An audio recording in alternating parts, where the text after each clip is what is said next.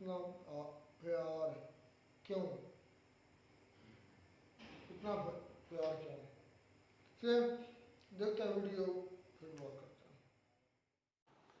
नमस्कार दोस्तों, DD react के एक और एक्शन वीडियो में आप सभी का स्वागत है। मैं हूं आलोक। तो आज जो वीडियो लेकर आया हूं, वीडियो है इंडी वर्ल्ड एंटरटेनमेंट वाले हमारे सम्राट भाई का। Armenian media beautifully narrates the success story and love story of an Indian doctor in Armenia. देखिए, ये बात किसी से छुपी नहीं है कि अर्मेनिया के लोग भारत से बहुत प्यार करते हैं।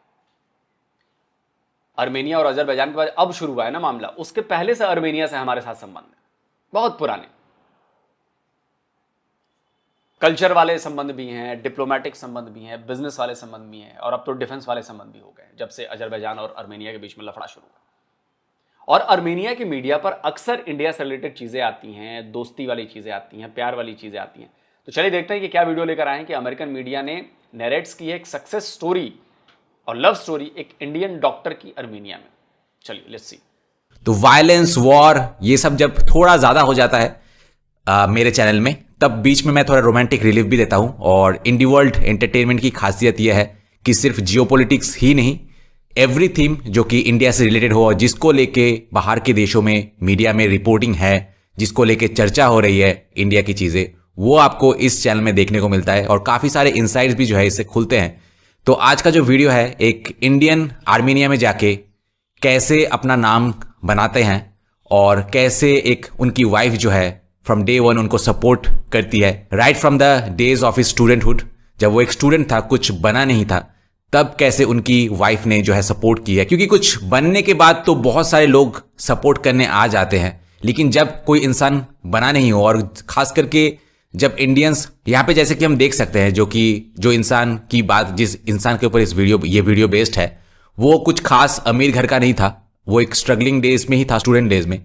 और वहां पे वो भी एक खूबसूरत सी लड़की, क्योंकि खूबसूरत लड़कियों के पास काफी सारे ऑप्शंस होते हैं, बट उन्होंने एक स्टूडेंट को चुना जब उस टाइम पे वो कुछ बने नहीं थे, और फ्रॉम डे वन कैसे सपोर्ट किया, और आज जब वो इतने सक्सेसफुल है तब उनकी लाइफ कैसी है, ये सारा चीज आपको इस वीडियो में देखने को मिलेगा। काफी सारी चीजें कमेंट सेक्शन में भी हमें जानने को मिलेगा, और अपने ओपिनियंस और व्यूज जो है मैं कमेंट सेक्शन में रखूंगा, क्योंकि बहुत एक इंपॉर्टेंट चीज मैं कहना चाहता हूं कमेंट सेक्शन में, वो आपको कमेंट सेक्शन में ही पता चलेगा। फिलहाल आज के लिए वीडियो स्टार्ट करते हैं।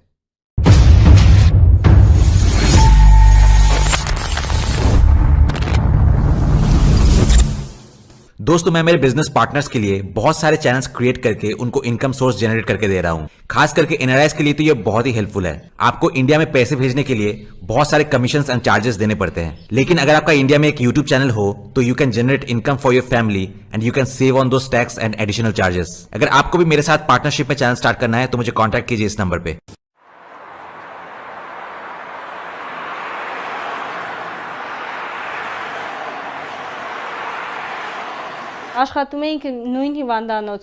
हम एक ही अस्पताल में अलग अलग विभागों में काम कर रहे थे। हम एक दूसरे को कठिन परिस्थितियों में जान पाए। कभी कभी हम उससे कहते थे कि आकर हमारी मदद करे, और हर दिन हमारे मरीजों की इकोकार्डियोग्राफी करे, और हर दिन वह आता था, वह हमारे विभाग में आता था। इसी तरह हम एक दूसरे को जान पाए। जरूर ये सबको थोड़ा अजीब लग सकता है कि दुनिया भर के लोग एक दूसरे से मिलते हैं और प्यार में पड़ जाते हैं, लेकिन आखिर में मुझे समझ आया कि मेरे पति गलत नहीं थे, और आज तक मुझे यकीन है कि मैंने सही फैसला लिया था। उसने मुझे किसी बाहरी की तरह नहीं चाहा, न ही किसी ऐसे इंसान की तरह जो बस समाज के बारे में सोचता है। उसने एक इंसान के तौर पर प्यार किया, एक पति के तौर पर प्यार किया, मेरे बच्चों के पिता के तौर पर प्यार किया। मुझे सच में लगता है कि उन्होंने जो किया वो सही था। मुझे इस बात से कोई फर्क नहीं पड़ता कि कोई और क्या सोचता है।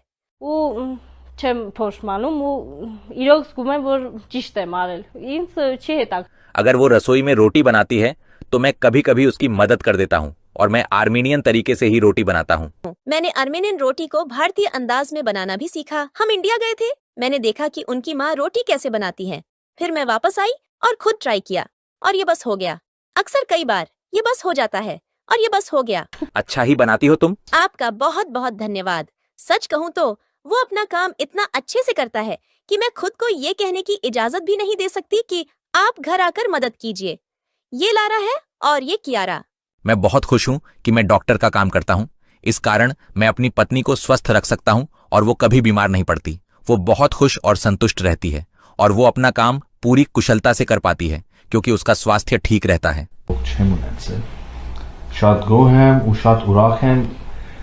मेरे पति जहाँ कहीं भी हों, मैं वहाँ चली जाऊंगी। जहाँ भी मेरे पति जाएंगे, मैं उनके साथ खड़ी रहूंगी।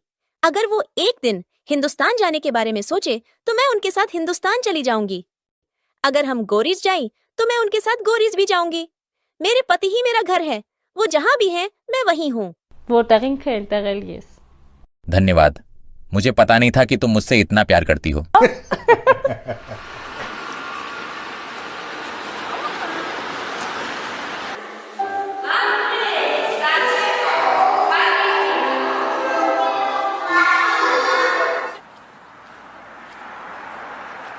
मुझे 2003 में स्टेट मेडिकल यूनिवर्सिटी में दाखिला मिला था।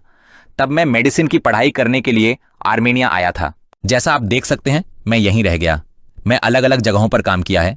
अब मैं येरेवान के आर्मेनियन कनाडियन मेडिकल सेंटर में काम करता हूं और मैं गोरीज के फ्रेंच आर्मेनियन सेंटर में भी काम करता हूं। मैं वहां 2 से 3 हफ्ते रहता हूं, फिर 1 हफ्ते बाद वापस आ जाता हूं। बिल्कुल, इतने दिनों तक घर से दूर रहना बहुत मुश्किल है।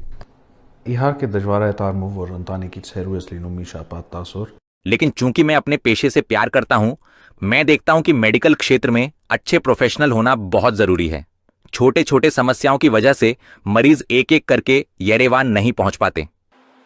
कार्डियो आस्पिरिन 100 मिलीग्राम इसमें कांखाम जामा तासीर कुसीन हाथ सुतेलु चांदमीजा पे साराच है। उदाहरण के लिए, जब पहली बार मैं गोरीज में भर्ती हुआ था तो वहां के बार्बर को समझना मेरे लिए बहुत मुश्किल था। मेरे पास एक असिस्टेंट था जो मेरे साथ खड़ा रहता था और मुझे बताता था कि क्या करना है। जब वह नॉर्मल आर्मेनियन में बोलता था तब मैं उसे समझ पाता था। गोरीज में लोग मेरी अर्मेनियाई को समझ पाते थे, लेकिन मुझे उनका दिया हुआ जवाब समझ नहीं आता है। चूंकि मेरा नाम पंकज थोड़ा कहने में मुश्किल है, इसलिए कुछ लोग इसे अलग अलग तरीकों से कहते हैं। जो पंकज नहीं कहते वे टपलज कहते हैं। कुछ लोग पंकज, काज, खाज, खाजिक भी कहते हैं। मैं कहूँगा पंकज, काज, खाज, खाजिक। हाँ, ये तो दिक्कत है। देखिए, लैंग्वेज की तो दिक्कत है। इनफैक्ट हमारे देश के भीतर लैंग्वेज में दिक्कत है। अब अगर मैं नॉर्दर्न साउथ साइड में ऊपर बढ़ता चलूँ तो वहाँ पे नाम आपको बदल जाएंगे। मैं अपने नॉर्थ ईस्टर्न साइड में चला जाऊँ तो वहाँ पर नाम बदल जाएंगे। हो सकता है मुझे नाम लेने में प्रॉब्लम हो, उनको भी सेम प्रॉब्लम होगी जब हमारे उधर के नाम जो सेंट्रल इंडिया या इधर के हों या नॉर्थ साउथ के लोगों के नाम हो तो प्रॉब्लम होती है। साउथ के लोगों को भी इधर के लोगों के नाम लेने में प्रॉब्लम होती है। ये नेचुरल है, इसमें कोई प्रॉब्लम नहीं है। उच्चारण अलग अलग होते हैं। कई जैसे साउथ की कई लैंग्वेजेस हैं जिसमें कई शब्द वो नहीं है या कई अक्षर वो नहीं है जो हम नॉर्थ में बोलते हैं। तो ऐसा ही है। मैंने इस देश में बहुत समय बिताया है। इस देश ने मुझे शिक्षा दी है। इस देश ने मुझे एक परिवार दिया। मेरी पत्नी आर्मीनियन है। इस देश ने मुझे बच्चे दिए, इसलिए मेरे ऊपर बड़ी जिम्मेदारी है।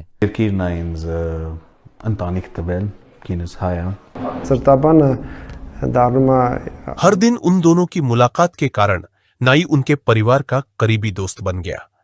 उसे हमेशा पता होता है कि वह डॉक्टर पर भरोसा कर सकता है, क्योंकि अगर कभी भी कोई सवाल होता है या कोई खतरा या किसी बात का डर होता है तो वो नाई हमेशा भागता हुआ पंकज के पास चला आता है। किसी के लिए भी अपनी सेहत किसी और के हाथ में देना आसान नहीं होता। अगर हर कोई कुछ ना कुछ कर सके तो हम इस बुरी स्थिति से बाहर निकल सकते हैं, और जैसा कि डॉक्टर पंकज कहते हैं, यह असरदार होगा।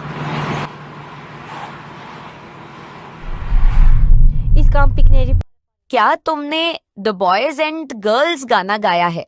तुम पंछियों का गाना कैसे गाती हो? थोड़ा सा गाकर सुनाओगी क्या?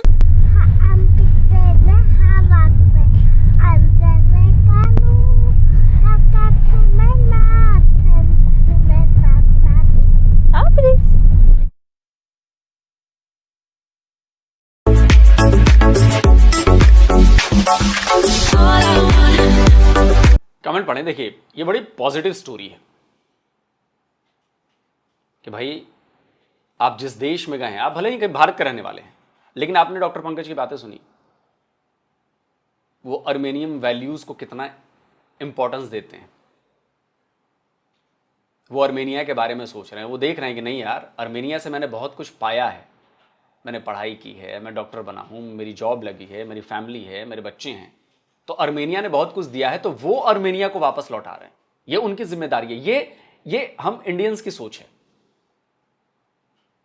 हम वहां पे ये नहीं देखते कि नहीं यार मैं कैसे करूंगा, मेरा तो कहीं और है, मेरी कौम कुछ और है। नहीं, हमने कभी वहां पे चीजों को, या कहीं भी हम जाते हैं तो हम अपने कल्चर, हम अपने रिलीजन, उससे चीजों को बदलने की कोशिश नहीं करते। वहां पर जो ऑलरेडी मौजूद हैं हम उनके साथ घुल मिल जाते हैं, अपना कल्चर भी बचा कर रखते हैं, अपना रिलीजन को भी फॉलो करते हैं, और उनके साथ उनको इस बात का एहसास नहीं कराते कि नहीं हम आप पर कुछ थोपने आए हैं, या हम आपसे कुछ छीनने आए हैं, या कुछ हम आपका बदलने आए हैं। यह फर्क है। आप कभी किसी इंडियन से ही नहीं कहोगे कि वहां पर जाकर ना हम सनातन का कानून लेकर आएंगे, जैसे बाकी जगहों पे हो रहा है, ब्रिटेन में, फ्रांस में, जर्मनी में, इटली में, कि हम शरिया लॉ लगाएंगे खुलेआम। कनाडा में शरिया लॉ लगाएंगे जी, हम नहीं मानते हम तुम्हारा कानून।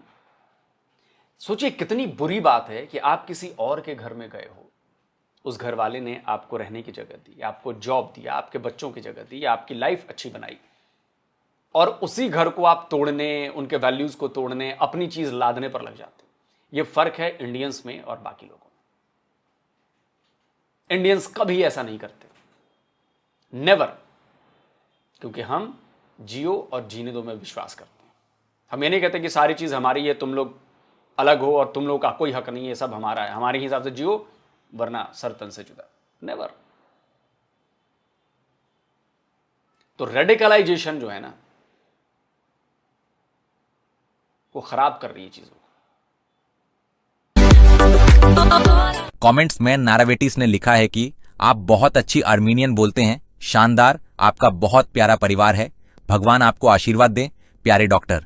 उसके बाद हाइड एलॉट ने लिखा है कि आप दोनों का बहुत प्यारा जोड़ा है, आपका बच्चा भी बहुत प्यारा है, प्रभु आपको खूब आशीर्वाद दें, मेरी ईश्वर से प्रार्थना है कि आप शांति और खुशहाली से रहें। उसके बाद ओल्गा द्रीखेफ्ट ने लिखा है, ये कितनी अच्छी आर्मीनियन बोलते हैं, ये कितने अच्छे इंसान हैं, मुझे कोई शक नहीं कि ये एक टैलेंटेड डॉक्टर और अच्छे परिवार वाले हैं, बहुत बढ़िया। गौर करने वाली बात है, टैलेंटेड डॉक्टर और एक अच्छा फैमिली मैन। मैंने रशिया में और आर्मेनिया में और भी जो CIS देश में ऐसे बहुत सारे टैलेंटेड डॉक्टर्स देखे हैं जो सिर्फ टैलेंटेड ही नहीं बल्कि एक बहुत अच्छा इंसान भी है।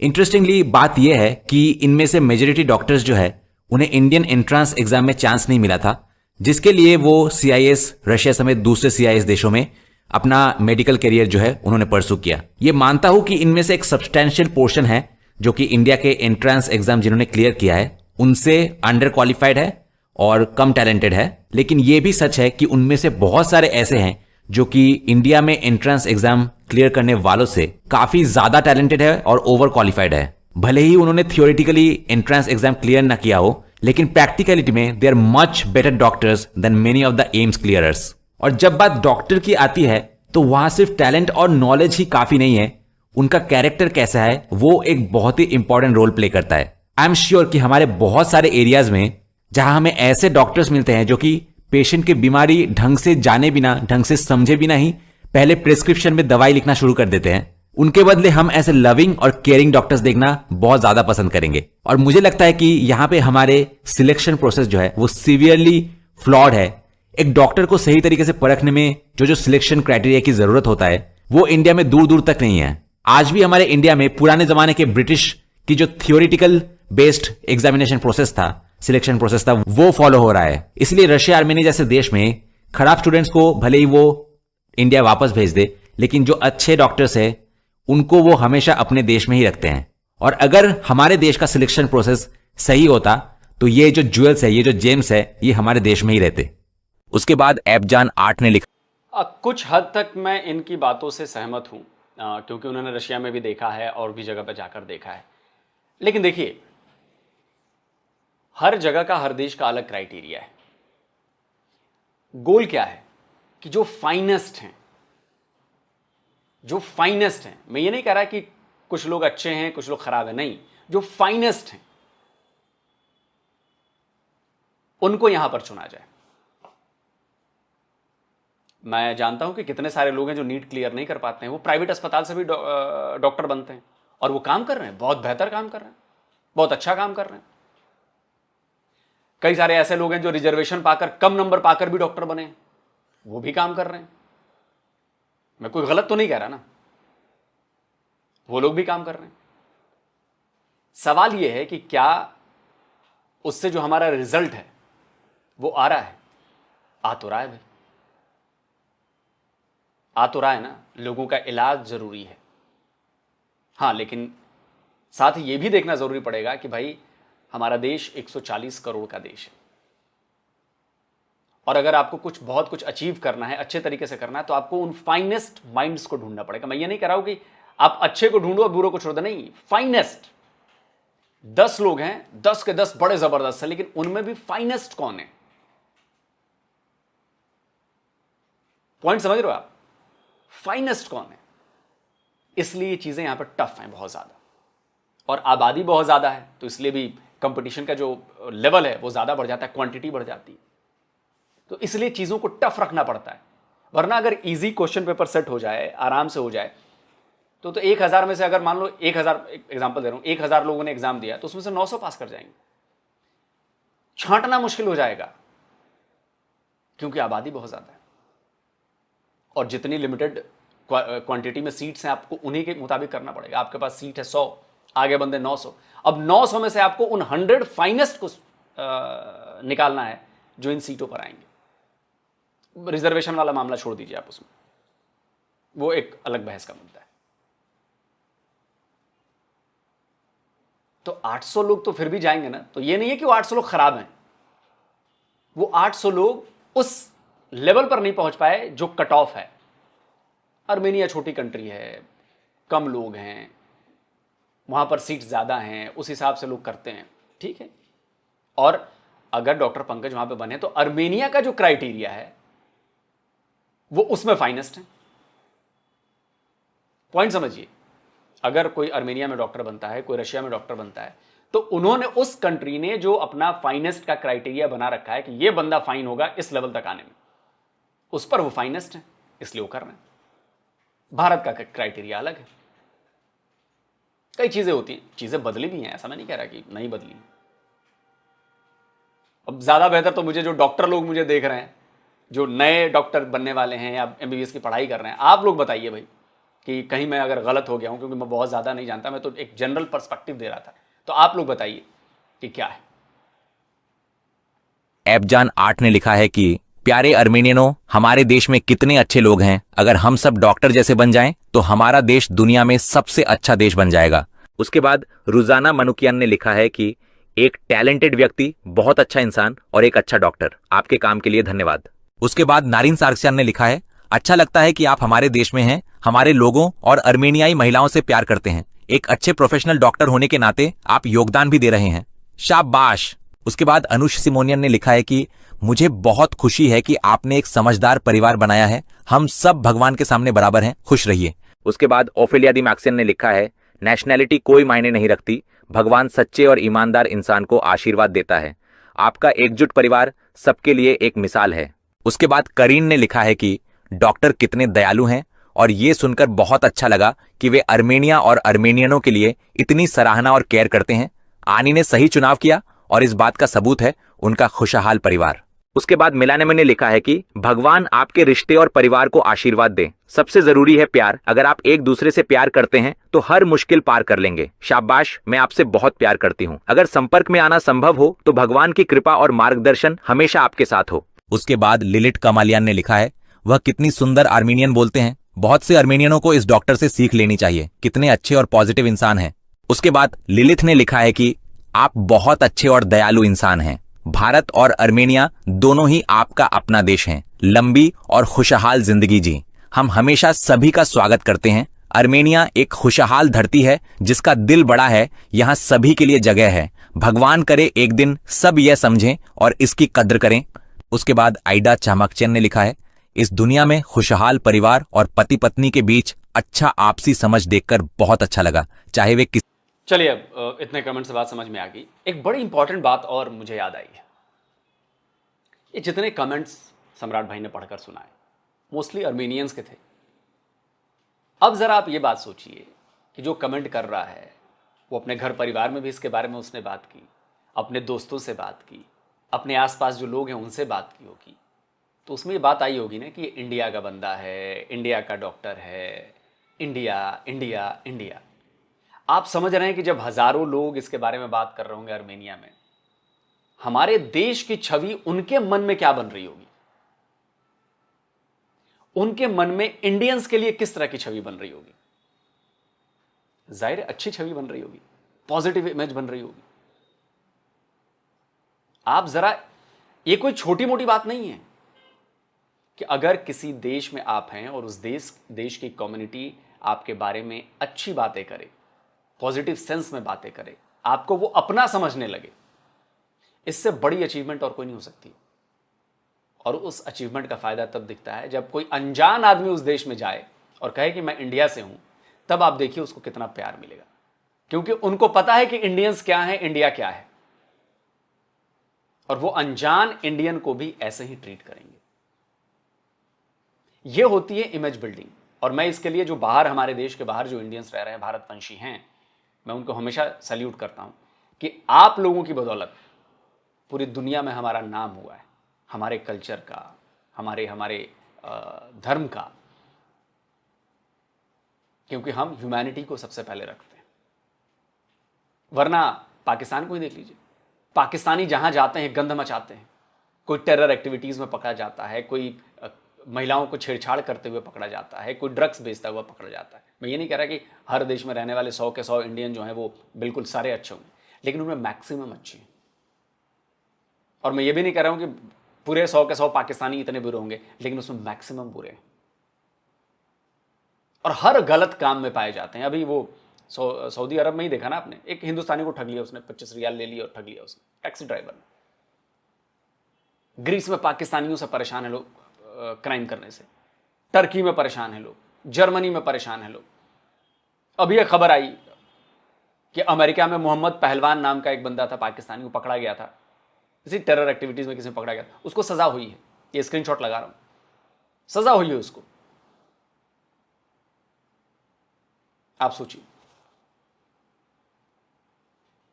तो ये है सॉफ्ट पावर, जो भारत के लोग, जो भारतवंशी हैं, जो बाहर रहते हैं, ये उनकी सॉफ्ट पावर है कि उनका बिहेवियर, उनकी बातें, उनका काम, ये है।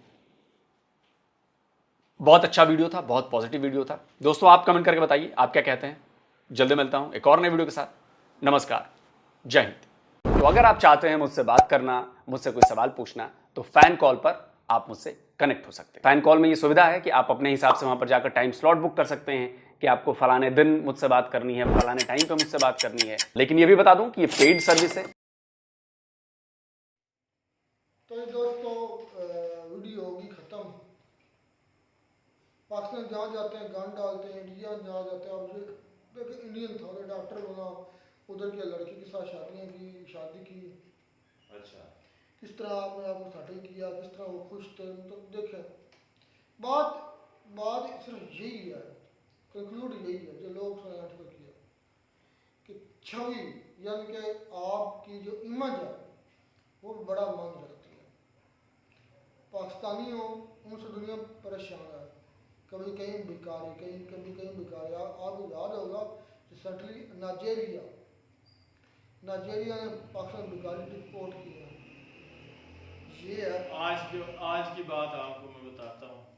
जर्मन एक औरत थी, पाकिस्तानी थी, डाइवोर्स था, 3 बच्चे थे उसको किसी ने बताया कि आप शादी कर लो। 40 साल मेरे ख्याल में उसकी एज थी। पाकिस्तान में रहती थी, जर्मनी में रहती थी। उसको यानी कि वहाँ का पासपोर्ट मिला हुआ था, नेशनैलिटी मिली हुई थी। तो पाकिस्तान में उसने किसी ने उसको मशवरा दिया कि आप यहाँ जो कह रहे हैं कि यूरोप में रहने वाले पाकिस्तान में उनसे शादी ना करें, आप पाकिस्तान में रहने वाले किसी बंदे से शादी करें, अच्छा घर देखकर।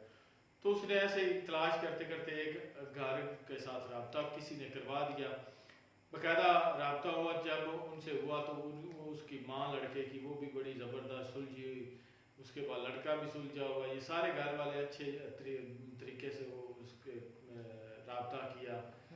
तो जब ऐसा टाइम गुजरा तो लड़की जो है, उसकी लड़के की वालदा जो है, उसने कहा, उसे रब्ता किया, कहा कि मुझे कुछ पैसों की ज़रूरत है, मैं कोई मसला पड़ गया। किसने?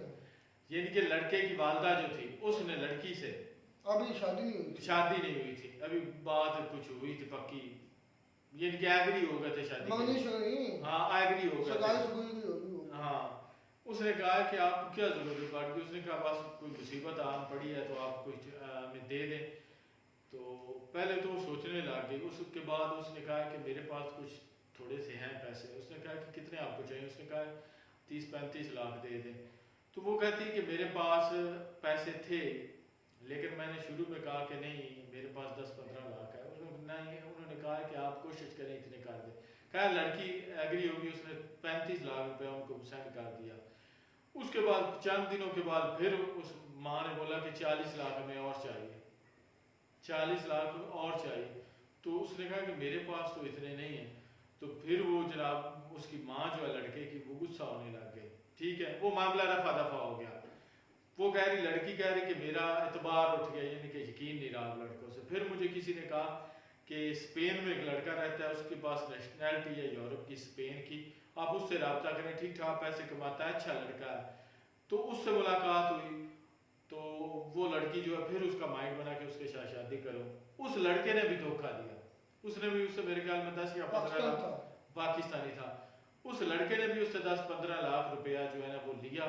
जब उसने मांगा या उससे बातचीत उसने नहीं की, उसने फ़ोन किया फिर तो उसने आगे से ब्लॉक कर दिया। बात करने का मकसद ये है कि हम हमारे जो कुछ पाकिस्तानी ऐसे भी हैं जो खुद पाकिस्तानियों का इतबार जो है वो तोड़ देते हैं। अब लड़की वो जो है उसके 3 बच्चे थे, उसने पहली दफ़ा भी धोखा एक जगह से खाया, दूसरी दफ़ा भी खाया, तो अब वो किसी पे यकीन कैसे करेगी, कभी भी नहीं करेगी।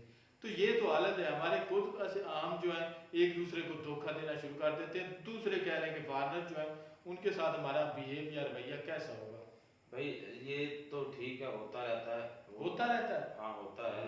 मतलब कि मोस्ट यार जो एग्जांपल जो दी जाती है ना कि मतलब कि अक्सर ये 5 उंगलियां बराबर नहीं है, बिल्कुल बराबर नहीं मैं ये नहीं कह रहा कि सारे ऐसे होते हैं, लेकिन मोस्टली अब कुछ हमारे पाकिस्तानी ऐसे भी हैं जो कि मतलब कि जो फला भी करते हैं, जो मतलब कि फॉरेन कंट्री से खुद लड़कियां पाकिस्तान में आकर यहाँ पर शादी करवाती हैं।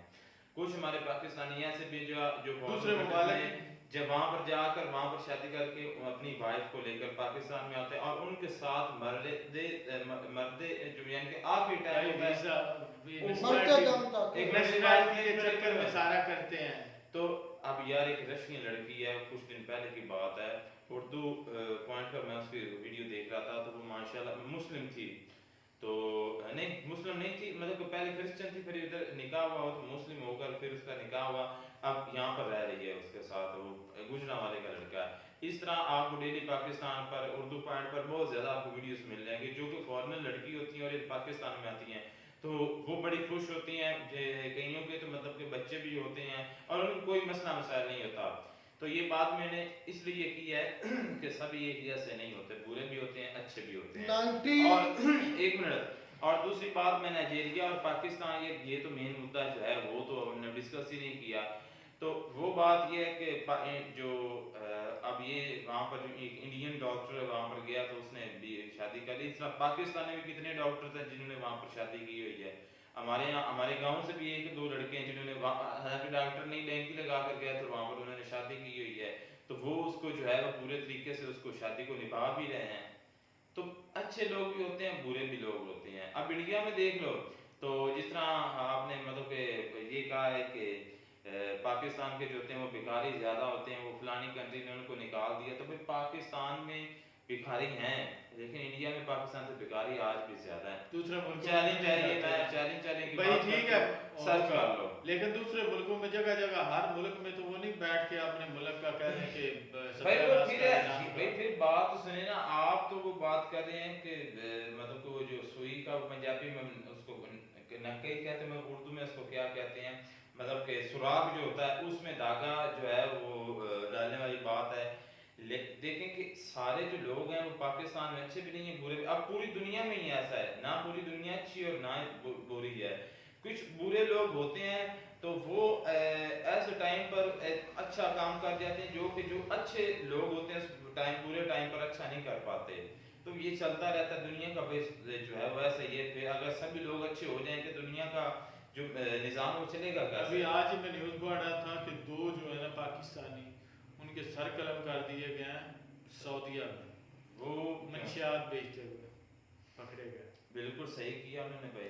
नहीं तो ये हमारी न्यूज़ क्यों ज़्यादातर आती है इंटरनेशनल मीडिया पे और अपने मीडिया पे भाई हमारे जो इंडिया की मैं ये नहीं कहता कि इंडिया में भी गुर्बत नहीं है मेरी बात लेकिन मैं उसके रीजन बताता हूं। मोस्टली कह रहे हैं कि अपने ही मुल्क में होगा, लेकिन इंटरनेशनल लेवल पर बहुत कम दिखने को मिला है, हमारे ज्यादा आ जाते हैं। उसकी क्या वजह? बात तो सुनो, तो मैं बात में नहीं सुना, मेरी बात तो कंप्लीट हो रही है। अब आप इधर देखो जो आप जिस इलाके में आप रहते हो, यहाँ पर मोस्टली लोग जो थे वो पहले सऊदीया जाते थे, तो आपको पता होगा वो तो ज्यादातर सारी दुनिया में जाते थे। नहीं सारी में, लेकिन ज्यादातर इधर अरब की कंट्रीज में जाते। आज भी ये तो अभी हमारे ट्रेंड शुरू में अमेरिका में भी लोग रहे, बेल्जियम में भी रहे, यूरोप में ज्यादा इधर गए हैं, और जो वो ज्यादातर जाते हैं वो ज्यादातर अनपढ़ लोग होते हैं। उनको नहीं पता कि हमारी इंटरनेशनल लेवल पर हम अगर गलत करेंगे तो हमारी कंट्री का किस तरह का इमेज बनेगा, उनको इस बात से कोई पता नहीं। अगर हम सच होते तो पाकिस्तान का पासपोर्ट दुनिया का चौथा ख़राब तरीन पासपोर्ट ना होता, ठीक है, नीचे से चौथा नंबर पर हम ना होते। अगर हम इतना अच्छे होते तो दुनिया वीज़े हमारे लिए बैन ना करती, ठीक है ना। तो भाई हमारे करतूत हैं ऐसे, तो दुनिया की जेलों में जो मुख्य जेलों में है पाकिस्तान में बहुत जगह पड़े हुए हैं। क्यों पड़े हुए हैं? कि पाकिस्तान के जो है ना लीगल यहाँ के रूल्स फॉलो नहीं करने इधर। भाई तो वही मैं बात कर रहा हूँ, अनपढ़ लोग जाते हैं, उनको कुछ पता ही नहीं होता कि मतलब क्या रूल्स होते हैं किस कंट्री में, या हमारी इमेज क्या कंट्री में दूसरी में होगी तो हम कुछ गलत करेंगे, उनको पता ही नहीं होता। चलो यार